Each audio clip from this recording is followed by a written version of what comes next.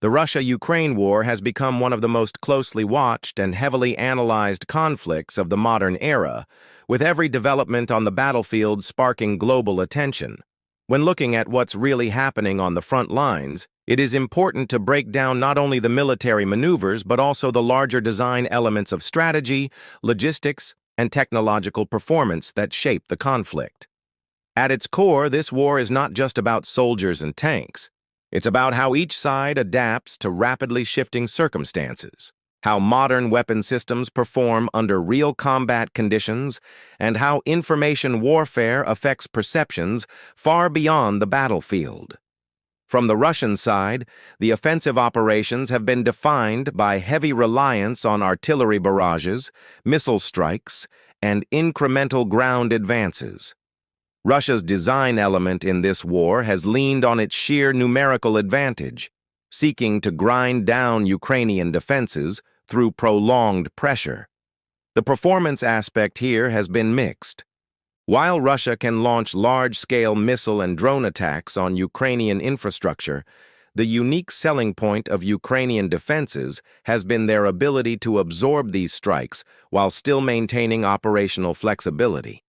This has forced Russia into a war of attrition rather than swift territorial gains, which was its initial design. On the Ukrainian side, the key feature of their approach has been mobility, adaptability, and precision. Unlike Russia's large-scale artillery assaults, Ukraine relies heavily on Western-supplied precision systems such as HIMARS rocket launchers, advanced drones, and air defense platforms. These tools have given Ukraine a performance edge in certain areas despite its smaller size. The unique selling point of Ukraine's strategy has been its ability to strike deep into Russian logistics hubs, cutting supply lines and weakening Russia's capacity to sustain offensives. This design element of asymmetric warfare has been central to keeping Ukraine in the fight even as Russian forces attempt to overwhelm them with mass. The battlefield today is a complex blend of traditional trench warfare and cutting-edge technology. Both sides use trenches, fortified positions, and minefields reminiscent of the First and Second World Wars. But layered on top of this is the use of satellite surveillance, electronic warfare, and drone swarms. On the front lines, drones are not just for reconnaissance anymore. They are being used as precision strike tools, capable of targeting armored vehicles, artillery systems, and even individual soldiers. The performance of these drones has shifted the nature of combat, making it much harder for either side to conduct surprise maneuvers. The unique selling point here is the democratization of battlefield intelligence, where even small units can access real-time aerial data, leveling the playing field between large armies and smaller defenders. One of the key features of the conflict has been the role of air defense. Ukraine's ability to shoot down Russian missiles and drones has been critical in keeping cities and infrastructure functioning. Systems like the American Patriot, German Iris-T, and NASAMS have demonstrated strong performance, often intercepting threats that could have otherwise crippled Ukraine's energy grid or command centers. For Russia, the challenge has been to overwhelm these defenses with sheer numbers, launching swarms of low-cost drones alongside cruise missiles. This design element of saturation attacks aims to exhaust Ukrainian interceptors. The back and forth here shows how modern wars are not only about who fires more weapons, but also about who can sustain their technological edge in defense. Another important feature is logistics. Wars are often won not only on the battlefield, but also in the supply chains behind them. Russia's advantage lies in its massive stockpiles and domestic production capacity, while Ukraine relies heavily on international aid and support. The performance of Western supply lines, how quickly weapons, ammunition, and spare parts reach Ukraine, has become a decisive factor in whether Ukraine can mount offensives or hold defensive lines. The unique selling point of Ukraine's logistics is the multinational coalition behind it, creating a diverse supply of weapons and ammunition. However, this also brings challenges in training, integration, and maintaining different platforms from different countries. The information front is another battlefield that is just as important as tanks and missiles. Russia has consistently tried to frame the war as a struggle against Western encroachment, while Ukraine presents it as a fight for survival and democracy. The design element of information warfare is about shaping perceptions both domestically and internationally. On the performance side, Ukraine has often outpaced Russia in rallying international opinion, using social media and real-time battlefield updates to garner sympathy and aid. Russia, however, still controls its domestic information space tightly, ensuring internal support for its operations. The unique selling point here is that Ukraine's ability to tell its story has translated directly into military aid, something rarely seen so directly in past wars. On the ground, the performance of soldiers remains central. Ukrainian forces are motivated by defending their homeland, which gives them a strong morale advantage. Russian troops, meanwhile, are often fighting in harsh conditions with mixed levels of training and equipment.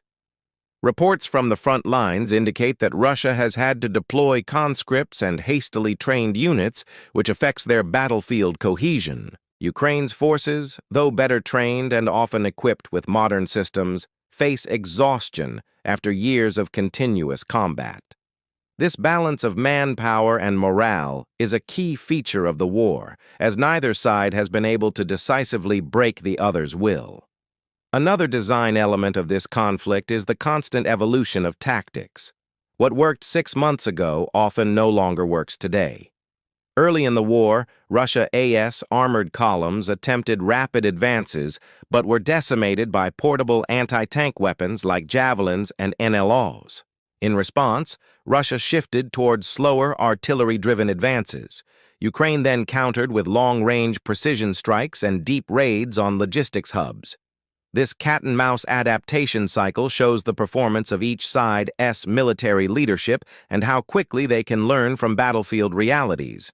The unique selling point of Ukraine has been its adaptability, often absorbing lessons and changing tactics faster than Russia's more rigid command structure. The use of Western fighter jets in training is another developing feature. While Ukraine still does not have full air superiority, the promise of advanced aircraft like F-16s has added a new design element to its future capabilities. Russia still maintains a larger air force, but its ability to use it effectively near the front lines has been limited by Ukraine's air defenses. The performance of these systems will determine whether either side can shift the balance in the skies. Air superiority remains a missing piece for Ukraine, but one that could change as new systems arrive. On the civilian side, the war has had enormous consequences.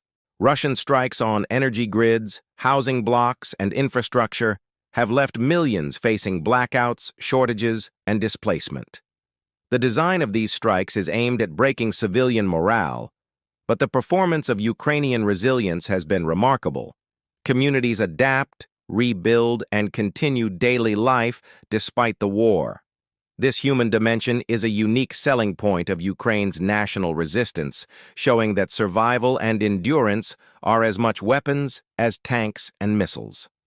The international dimension adds another layer. Western sanctions on Russia aim to weaken its economy and war-making capacity, while Russia seeks new alliances with countries like Iran, China, and North Korea to keep supplies flowing. The performance of these global alignments affects what happens on the front lines, as access to ammunition, drones, or fuel directly impacts military effectiveness.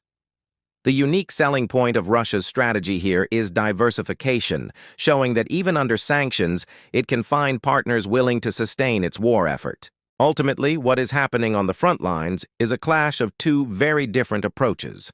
Russia emphasizes mass, attrition, and overwhelming firepower. Ukraine emphasizes precision, adaptability, and international support. The features of the battlefield range from trenches and drones to supply chains and morale.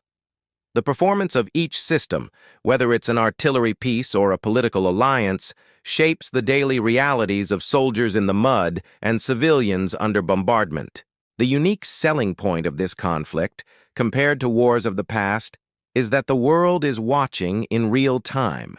analyzing not only the moves on the battlefield, but also the technology, strategy, and narratives that drive them.